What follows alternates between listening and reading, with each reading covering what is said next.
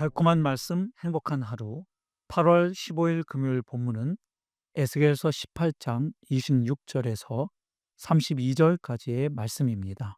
만일 의인이 그 공의를 떠나 죄악을 행하고 그로 말미암아 죽으면 그 행한 죄악으로 말미암아 죽는 것이요, 만일 악인이 그 행한 악을 떠나 정의와 공의를 행하면 그 영혼을 보전하리라. 그가 스스로 헤아리고 그 행한 모든 죄악에서 돌이켜 떠났으니 반드시 살고 죽지 아니하리라. 그런데 이스라엘 족속은 이르기를 주의 길이 공평하지 아니하다 하는도다. 이스라엘 족속아, 나의 길이 어찌 공평하지 아니하냐? 너희 길이 공평하지 아니한 것 아니냐? 주 여호와의 말씀이니라. 이스라엘 족속아, 내가 너희 각 사람의 행한 대로 심판할지라. 너희는 돌이켜 회개하고 모든 죄에서 떠날지어다. 그리한즉 그것이 너희에게 죄악의 걸림돌이 되지 아니하리라. 너희는 너희가 범한 모든 죄악을 버리고 마음과 영을 새롭게 할지어다. 이스라엘 족속아, 너희가 어찌하여 죽고자 하느냐? 주 여호와의 말씀이니라. 죽을 자가 죽는 것도 내가 기뻐하지 아니하노니 너희는 스스로 돌이키고 살지니라.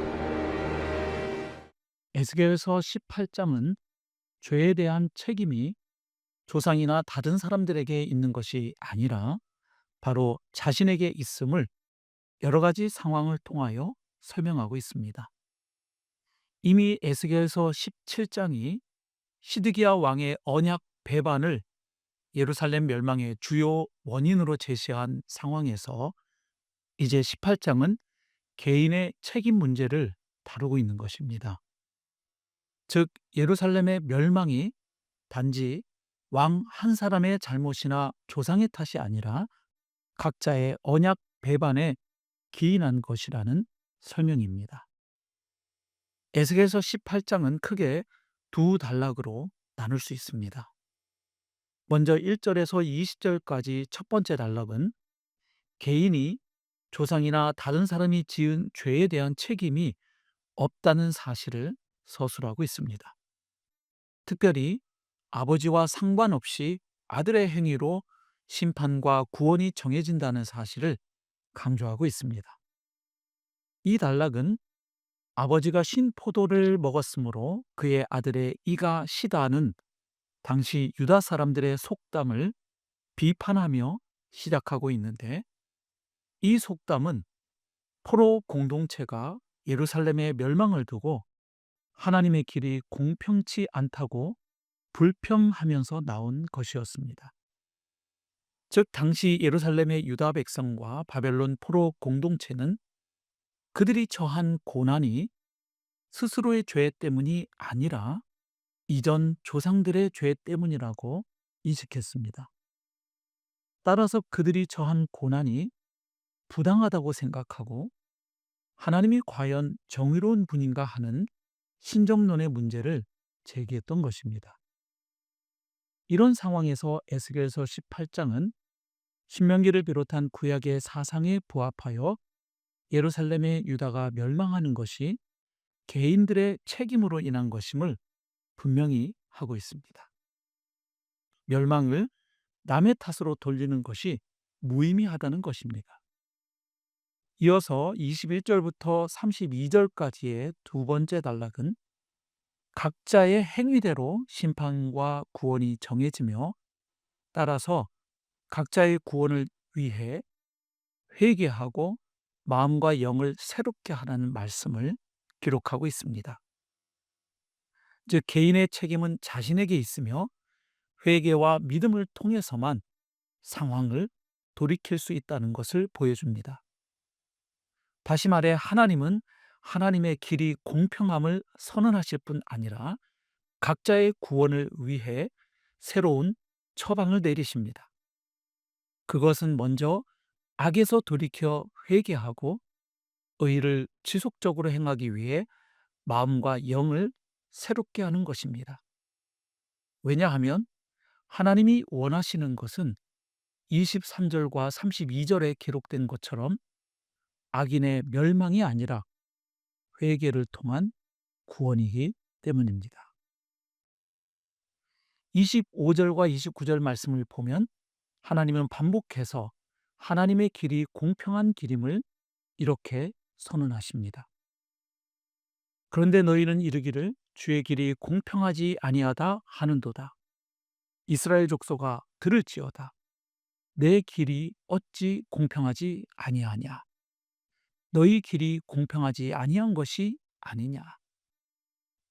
그런데 이스라엘 족속은 이르기를 주의 길이 공평하지 아니하다 하는도다.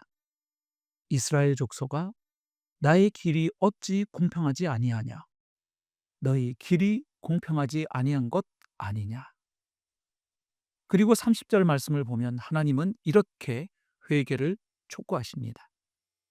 주 여호와의 말씀이니라. 이스라엘 족속아 내가 너희 각 사람이 행한 대로 심판할지라. 너희는 돌이켜 회개하고 모든 죄에서 떠날지어다. 그리한즉 그것이 너희에게 죄악의 걸림돌이 되지 아니하리라. 이어서 31절 말씀은 이렇게 권면합니다.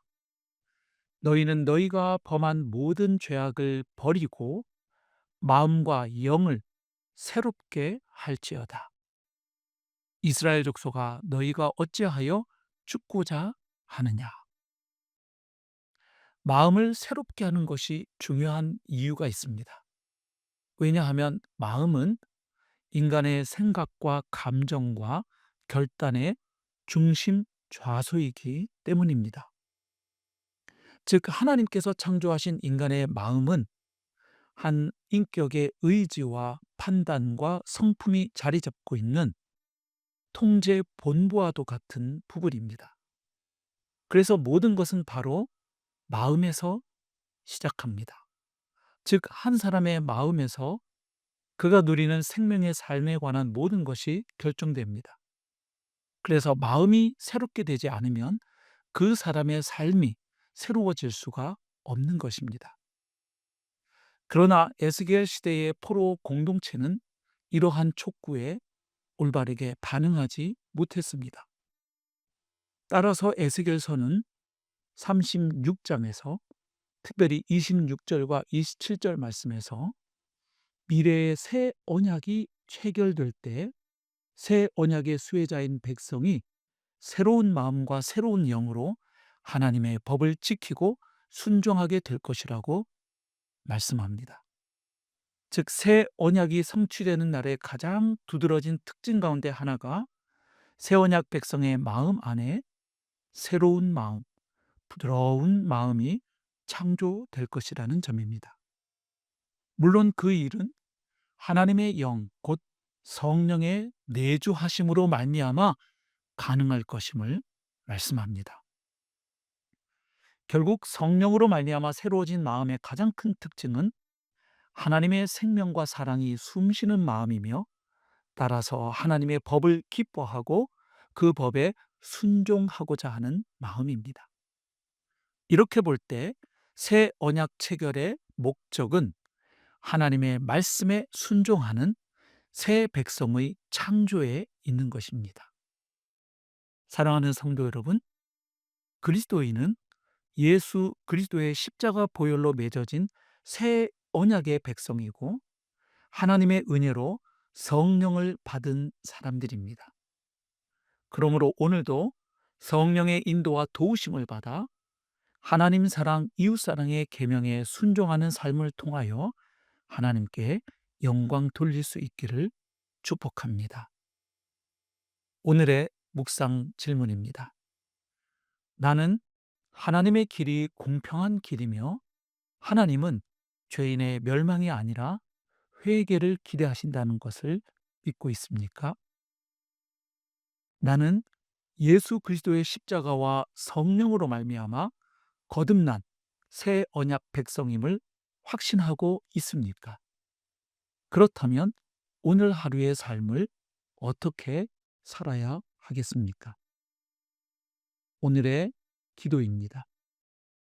공의롭고 은혜로우신 하나님, 하나님의 공의대로만 처분하신다면 영원한 심판을 받아 마땅한 죄인이었지만 예수 그리스도의 대속의 은혜와 회개와 믿음을 통한 구원의 길을 허락하셔서 하나님의 자녀 삼아 주시고 의인 삼아 주신 것을 감사합니다. 오늘도 새 언약 백성답게 성령의 도우심에 의지하여 하나님의 말씀에 순종하는 거룩한 삶, 사랑의 삶을 살기 원하오니 도와주시고 인도하여 주옵소서. 아멘.